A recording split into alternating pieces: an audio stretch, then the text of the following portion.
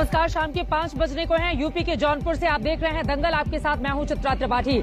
अखिलेश यादव बीते 2 दिनों से लगातार यहां पर चुनावी सभाएं कर रहे हैं। भारी भीड़ देखकर बेहद उत्साहित अखिलेश यादव जमकर भारतीय जनता पार्टी सरकार पर निशाना साध रहे हैं। नौजवानों के मुद्दे पर, किसानों के मुद्दे पर, महिलाओं के मुद्दे को लेकर। इन सब के बीच अब से कुछ ही देर पहले अखिलेश यादव ने आज तक से एक्सक्लूसिव बातचीत की है और मुझसे बातचीत के जरिए उन्होंने राकेश टिकैत को चुनाव लड़ने का न्योता दिया है। आपको बता दें कि राकेश टिकैत किसान नेता के तौर पर हाल ही में हम सब जानते हैं किस तरह से उनको लंदन में अवार्ड से भी नवाजा गया है। राकेश टिकैत आज जब घर वापसी कर रहे थे तब उस समय वो भावुक थे क्योंकि भारी तादाद में किसान आज लौट रहे थे। राकेश टिकैत के मुद्दे पर अखिलेश यादव ने कहा है कि समाजवादी पार्टी उनका स्वागत करती है।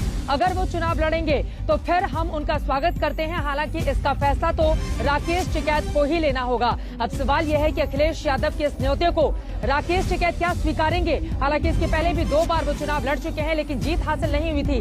राकेश टिकैत के मुद्दे पर बातचीत करते हुए अखिलेश यादव की ओर से क्या कुछ कहा गया, सुनिए। किसानों के मुद्दे को भी आप बढ़ चढ़कर उठा रहे हैं। हालांकि काला कानून तो वापस हो गया लेकिन आज किसानों के घर वापसी हुई है। राकेश टिकैत एक बड़ा चेहरा बनकर उभरे हैं, उनसे भी बातचीत चल रही है आप लोगों की पश्चिमी यूपी को लेकर। राकेश टिकैत जी को मैं बहुत दिनों से जानता हूं और वो किसानों के सवाल समय समय पर उठाते हैं क्योंकि वो पॉलिटिकल पार्टी के रूप में काम नहीं करते हैं। पॉलिटिकल आंदोलन तो करते हैं लेकिन एज सच पॉलिटिकल लड़ाई में नहीं है। तो अभी उनसे कोई बातचीत नहीं है लेकिन हमारे संबंध या बातचीत का सिलसिला पहले भी था, आप भी करेंगे, आगे भी रहेगा। आप चाहते हैं कि वो चुनाव लड़े आपकी पार्टी से? देखिए, ये मैं इसमें कुछ भी नहीं कह सकता। ये निर्णय राकेश टिकैत जी का खुद पर है क्योंकि वो और उनके जितने भी साथी सहयोगी हैं वो जानते हैं कि पॉलिटिक्स क्या है, राजनीति क्या है, या आंदोलन कैसे चलाया जा सके। 2 बार लड़ चुके हैं, आएंगे तो आप स्वागत करेंगे उनका? मैं उनके लड़ने के लिए मैं नहीं अपील कर सकता हूँ। वो लड़ना चाहेंगे तो अच्छी बात है और उनका स्वागत है अगर वो चुनाव लड़ना चाहते हैं तो सुना आपने, उन्होंने कहा कि अगर वो चुनाव लड़ते हैं तो ये अच्छी बात है और मैं उनका स्वागत करता हूं। राकेश टिकैत को सीधे चुनाव लड़ने का न्योता देते हुए यहां पर अखिलेश यादव समाजवादी पार्टी के मुखिया नजर आए। इन सब के बीच ये भी कहा कि यूपी को योगी की नहीं बल्कि योग्य सरकार की जरूरत है। निशाना साधते हुए उत्तर प्रदेश के मुख्यमंत्री योगी आदित्यनाथ पर उनकी ओर से आगे क्या कुछ कहा गया, अब वो हिस्सा सुनिए। लाल रंग को हथियार बना लिया है अखिलेश जी ने। आपको बता दें सुबह से अलग अलग जगहों पर लगातार उनकी जनसभा हो रही है। रास्ते से जहां जहां गुजरते हुए चले आ रहे हैं वहां पर भी भारी भीड़ देखने को मिल रही है। लाल रंग आपका हथियार बन गया, मतलब अब आपने माँ दुर्गा की भी एंट्री करवा दी है लाल रंग के जरिए। नहीं, लाल रंग भावनाओं का रंग है, मैंने पहले दिन भी कहा और हम सब लोग हैं, सब जानते हैं कि दुर्गा माँ की चुनरी का रंग लाल हुई पहनाया जाता है। सिंदूर का रंग लाल है और लाल टोपी कोई आज से नहीं पहनी जा रही है। मुझे याद है जो समाजवादी आंदोलन से जुड़े लोग हैं, जेपी, जिन्होंने एक आंदोलन की आवाज दी थी संपूर्ण क्रांति की, वो लाल टोपी पहनते थे। लेकिन बार बार धर्म पे आप बीजेपी को घेर रहे हैं। माँ दुर्गा को लेकर आएंगे तो पूछा जाएगा ना कि आप भी खुद को दिखाने की कोशिश कर रहे हैं कि आप माँ दुर्गा के बड़े भक्त हैं। देवी देवताओं के और भगवान जितने भी हैं भारत में सभी उनकी पूजा पाठ करते हैं लेकिन भारतीय जनता पार्टी को लाल रंग में सबसे ज्यादा बुराई दिख रही थी।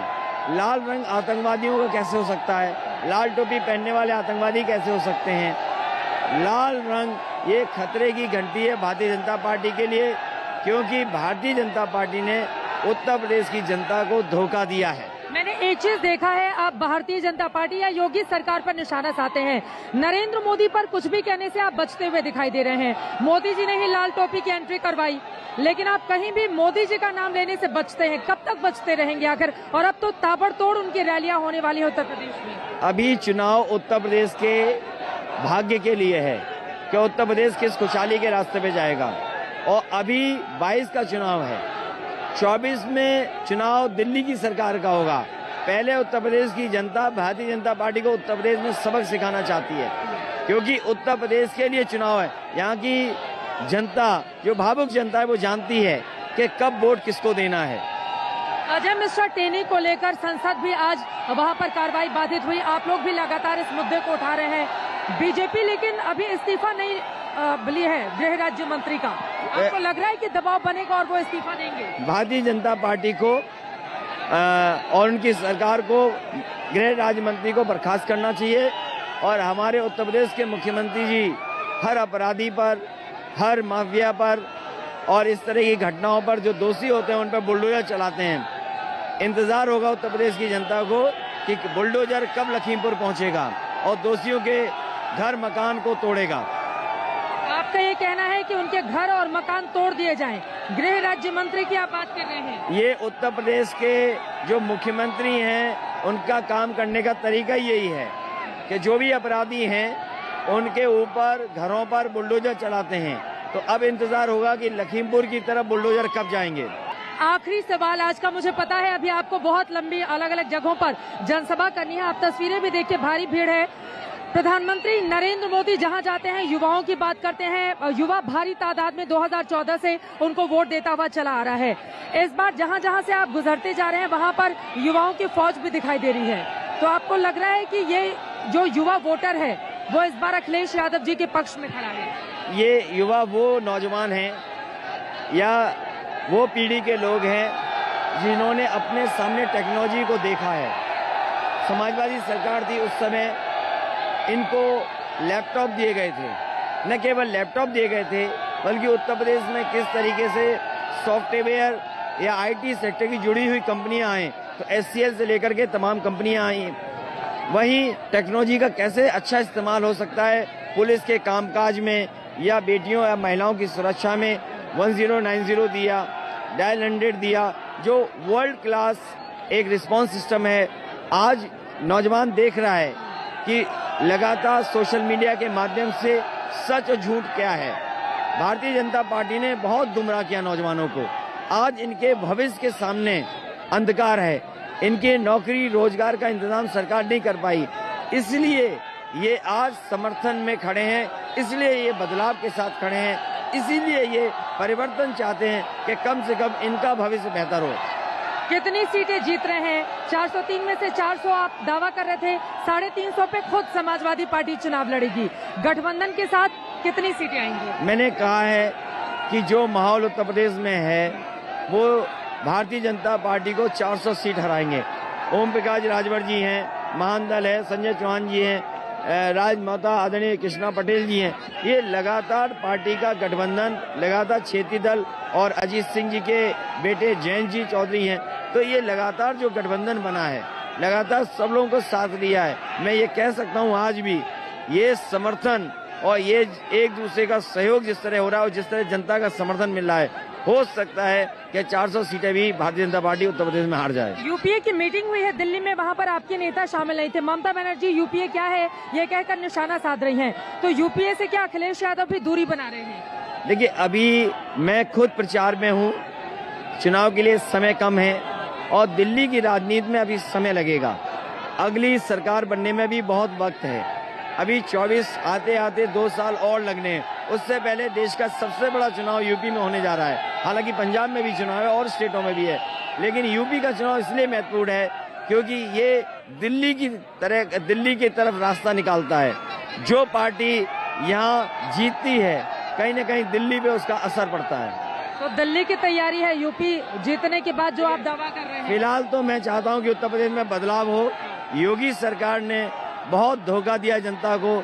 लगातार उन्होंने संकल्प पत्र के माध्यम से जो वादे किए थे वो सब वादे जुमले निकले हैं। यूपी की तैयारी है, उसके बाद दिल्ली जीतने की बारी है। कुछ इसी अंदाज में अखिलेश यादव यहाँ पर लोगों से मुखातिब है। आप देख पा रहे हैं किस तरह से भारी भीड़ उमड़ी हुई है उनको सुनने के लिए। सुबह से उनकी जनसभा की शुरुआत हुई, शाम गहराती जा रही है और रात होने तक ये सिलसिला यूं ही चल रहा है।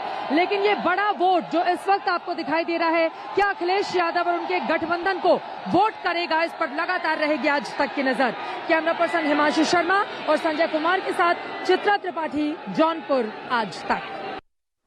देखना महत्वपूर्ण रहेगा। भारी भीड़ तो उमड़ रही है जनसभाओं में अलग अलग जगहों पर, लेकिन क्या वोट में भी तब्दील हो पाएगी, ये भी अपने आप में बड़ा सवाल है। इन सब के बीच आपको बता दें, अखिलेश यादव जौनपुर में अपनी ताकत दिखा रहे हैं, जनता को लुभाने की कोशिश कर रहे हैं, तो वहीं अयोध्या में पूरे लाभ लश्कर के साथ, अपनी पूरी टीम के साथ बीजेपी के राष्ट्रीय अध्यक्ष जेपी नड्डा पहुंचे हुए हैं। अपने बीजेपी शासित तमाम राज्यों के मुख्यमंत्रियों को लेकर ये तस्वीरें आपके सामने हैं। आपको बता दें कि इसके पहले हम सब ने देखा था कि किस तरह से बीते 2 दिनों में काशी विश्वनाथ प्रोजेक्ट के मौके पर बीजेपी ने अपनी पूरी ताकत झोंकी, तो आज 8 बीजेपी राज्यों के मुख्यमंत्री अयोध्या दर्शन के लिए पहुंचे। अयोध्या में ऐसी तस्वीरों की कल्पना शायद ही किसी ने की होगी, मगर वो सच दिखाई दे रही है। टीवी स्क्रीन पर देखिए, बीजेपी शासित राज्यों के मुख्यमंत्रियों और उप मुख्यमंत्रियों के साथ बीजेपी अध्यक्ष जेपी नड्डा अयोध्या में है। रामलला के दर्शन किए, हनुमानगढ़ी ये लोग पहुंचे, मां सरयू का दुग्धाभिषेक भी इन लोगों की ओर से किया गया है। पूरे परिवार के साथ पूजा अर्चना और साथ ही एक बड़ा संदेश यूपी की जनता को।